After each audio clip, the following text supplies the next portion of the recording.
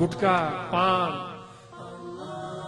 भाई खुदा के लिए मैं हाथ बांध के अर्ज करता हूं, हाथ बांध के यहां के लोगों को अर्ज करता हूं कि खुदा के लिए इन खराबियों से जान छुड़ा।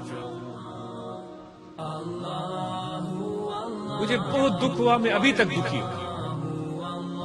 ऐसी ऐसी बीमारियां पैदा हो गई, कोई उनकी सर्जरियां लोगों की हो गई, वो बेचारे बोलने चालने से कासर हो गए, कैंसर हो गया मुंह का, गले का। ये दुनिया चीख चीख कह रही है कि भाई ये तबाही है, बर्बादी है।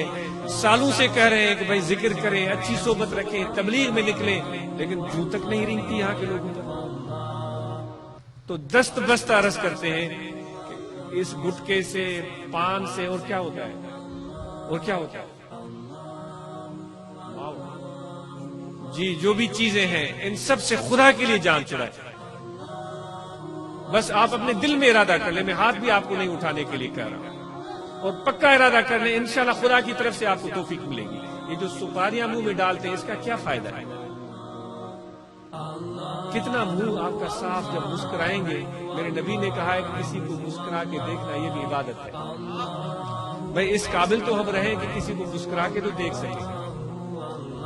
तो इंशाल्लाह मुझे उम्मीद है कि बहुत सारे जितने भी लोग बैठे हुए हैं मेरे इस पैगाम पर जरूर अमल करेंगे। शराब से बचें, नशे से बचें, हर बुराई खराबी से बचें, और जितने ब्रांचेस हैं वो कोई मुस्बत तरीके से ऐसी मुहिम चलाएं इन इलाकों में, खसूसन ये वबा जो है ना, ये गुटके की और ये माओ और ये पता नहीं क्या कुछ बोल रहे हैं, और भी चंद एक नाम होते हैं, ये सुपारियां, इनकी ये बीमारी, ये खराबी नौजवानों में से निकलना शुरू हो जाए। कोई ऐसी मुहिम चलाए। तबलीग और वफूद का काम ये भी है, प्यार से, मोहब्बत से उनको किसी भी तरीके से इस पर आमादा करें। मुझे उम्मीद है कि इंशाल्लाह यहाँ के नौजवानों की मुस्कुराहट पहले से ज्यादा जिंदा और जानदार होगी जब मैं अगली मरतबा आऊंगा। मैं यहाँ के नौजवानों से मिलना चाहूंगा, भाई जरा आओ, मुस्कुरा के दिखाओ क्या हाल है। ऐसे लोगों को मुंह बंद किया हुआ है, खोल भी नहीं रहा है कि मैं दांत दिखाऊं तो कैसे दिखाऊं।